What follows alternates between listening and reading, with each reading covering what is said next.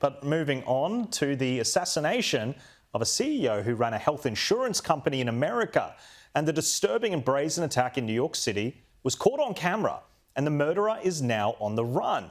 And for the most part, the media covered this story responsibly. But the New York Times used the extra media interest to launch an attack on the insurance company before the assailant has even been caught. They write, UnitedHealthcare has battled a range of complaints and investigations from patients, doctors, and lawmakers for its denial of medical claims. Those practices may face new scrutiny after law enforcement officials said that the bullet casings found on the site of the killing of the UnitedHealthcare chief executive, Brian Thompson, on Wednesday appeared to have messages including the words deny and delay written on them. Now, the article also states that social media users were using the murder to express frustration over insurance claims being denied for them. And, quote, others have gone even further, celebrating the death of a top insurance executive.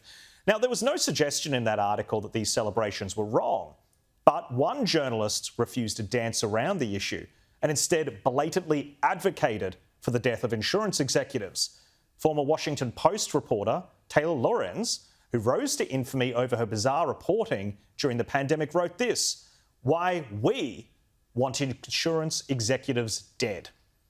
No, that does not mean that people should murder them, but if you've watched a loved one suffer and die from insurance denial, it's normal to wish the people responsible would suffer the same fate. And she repeated these vile comments on social media platform Blue Sky, which is supposed to be this safe space away from Elon Musk, remember. And the New York Post reports Taylor Lorenz defends UnitedHealthcare CEO Brian Thompson's murder in sickening post. People wonder why we want these executives dead. Now, in my opinion, this is a call for violence and should be condemned by all reasonable people.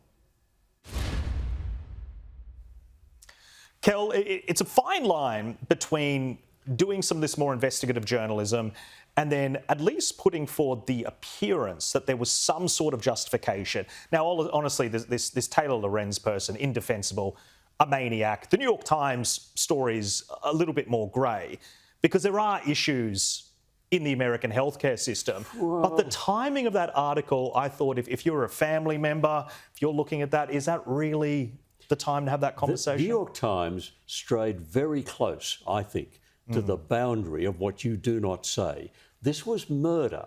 If they want to say there's a problem with private health insurance in America, this is a billion-dollar company, this man became immensely rich, and it's so terrible in America. Recently, one of the major companies said they won't cover anaesthetics beyond a certain point. If your surgery goes longer than that, they stop paying. I mean, it would be awful if the anaesthesia stopped at that point. So there are problems. And one person on social media... They also follow the law. They've got the legal framework that's set there. And there was one person who was joining with Taylor on this, saying, did the victim have a pre-existing condition? Joke. So what's happened is someone has died, someone has been shot. Then nothing you say about, well, you can understand why people are angry. Well, this might be justified by their anger with health insurance companies. It would be like if a cop was shot in America and then the New York Times ran a story about injustices maybe committed by the police force more broadly. To me, it's not appropriate. There is no justification. There is a way to have that fight. It's legislatively. It's through potentially social activism on social media.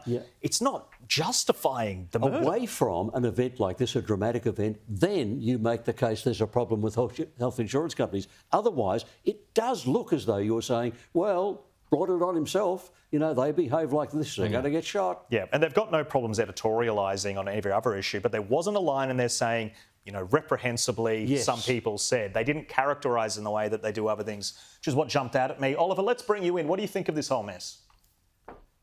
I think they've lost the plot. I think if they, as you said, Jack, if they're going to be effectively inciting murder to say if you're not happy with your, health insurer, shoot the CEO. That's effectively the message, which is just wrong and should be condemned in every possible sense of the logic of that statement.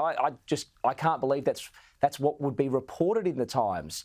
I think that this is a point as well where the media has responsibility, Jack, because if this is the sort of path we want to tread down in the mainstream media, then you could make that justification for anything. Oh, I don't like my water bill, go and shoot the CEO. I don't like my electricity bill, go and shoot the CEO. No. You know, we're very lucky to be living in democracies like Australia and obviously in the United States. This is a really worrying trend, and I think you can obviously go and mount that argument. You can go and have that investigative piece of journalism that sits to some side well and truly away from the cold-blooded murder of a chief executive walking down the street. I just cannot believe that we are able to even publish that sort of stuff and think that it's okay because it's going to be thought-provoking. No, it's not. You're basically trying to greenlight murder, and it really sits really poorly with me. Yeah, I completely agree. And look, I think the other point, Kel, is a lot of Taylor Lorenz commentary was on this new social media platform, Blue Sky, which the left they've abandoned Twitter, X, whatever, I'm still calling it Twitter. That's what it is. I won't hear anything different. They've abandoned Twitter to go over to this place. These are the types of conversations they'll have. I don't think you're going to hear these human rights groups calling for advertisers to boycott this place. No, it's quite bizarre. And when she put in her posts, there was a pile-on. Lots and lots of... And I must add, this is where social media... She got a lot of defence, though, on it, which was a bit disturbing. Yeah, but on the Facebook page for the health insurance company, UnitedHealthcare, there were 35,000 ha-has underneath the news that this man had been killed, and only about 2,000 very sads. So social media, we know, is a poisoned environment. It's a dangerous... That's why we need mainstream media. And can I just say, this is why the New York Times needs to get its act together. The New York Times of 20 years ago wouldn't have done this. They've gone a long way down the road of not understanding what good journalism is anymore. Yeah, I would have liked one paragraph in there quoting someone saying, obviously, this is not the right way about it. I think they missed an opportunity to lower the tempo of that article in particular.